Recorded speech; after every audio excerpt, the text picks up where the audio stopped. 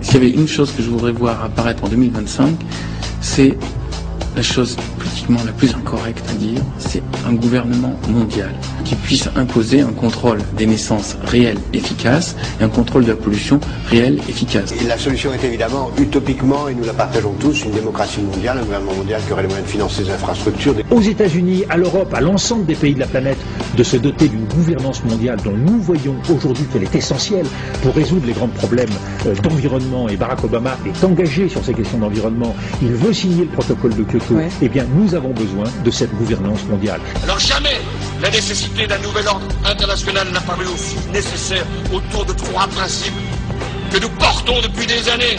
Les socialistes, mais pas simplement les socialistes. Tous ceux qui ont une conception multilatérale de l'organisation du monde et universelle. Le sommet mondial pour refonder le capitalisme, c'est l'Europe qui l'a proposé. Le nouvel ordre mondial, c'est autour des propositions de l'Europe qu'il se construira. When we are successful, we will be. We have a real chance at this new world order, an order in which a credible United Nations can use its peacekeeping role to fulfill the promise and vision of the UN's founder. Si on n'a pas aujourd'hui un gouvernement mondial, on ne peut pas parler sérieusement de démocratie. Or, nous n'avons pas... Donc elle a trouvé ses limites, la démocratie. Elle ne trouvera son accomplissement que lorsqu'elle sera une structure avec un gouvernement mondial, des gouvernements régionaux et des gouvernements locaux. Dans très longtemps, on ne le verra pas. Je n'en sais rien, mais le gouvernement mondial, il est là. 2009 peut être l'année de naissance d'un nouveau capitalisme, d'un nouvel ordre mondial. On ira ensemble vers ce nouvel ordre mondial. Et personne, je dis bien, personne ne pourra s'y opposer.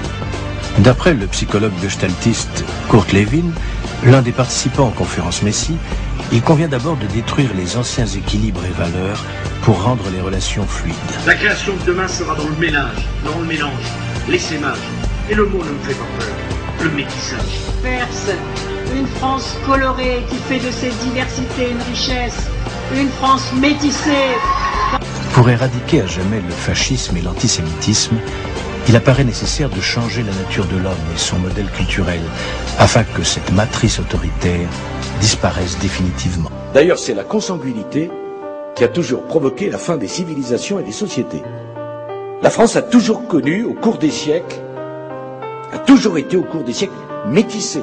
Si ce volontarisme républicain ne fonctionnait pas, il faudra alors que la République passe à des méthodes plus contraignantes encore. De nouveaux équilibres et valeurs peuvent alors être établis, qui seront consolidés de façon durable par l'autorégulation. La rééducation devient de l'auto-rééducation. Le monde est censé se transformer en une société mondiale post-nationale et multiethnique sans frontières. Le monde est censé se transformer en une société mondiale post-nationale et multiethnique sans frontières. Et il faut que tu saches que malheureusement, si tu veux découvrir ce qu'est la matrice, tu devras l'explorer toi-même.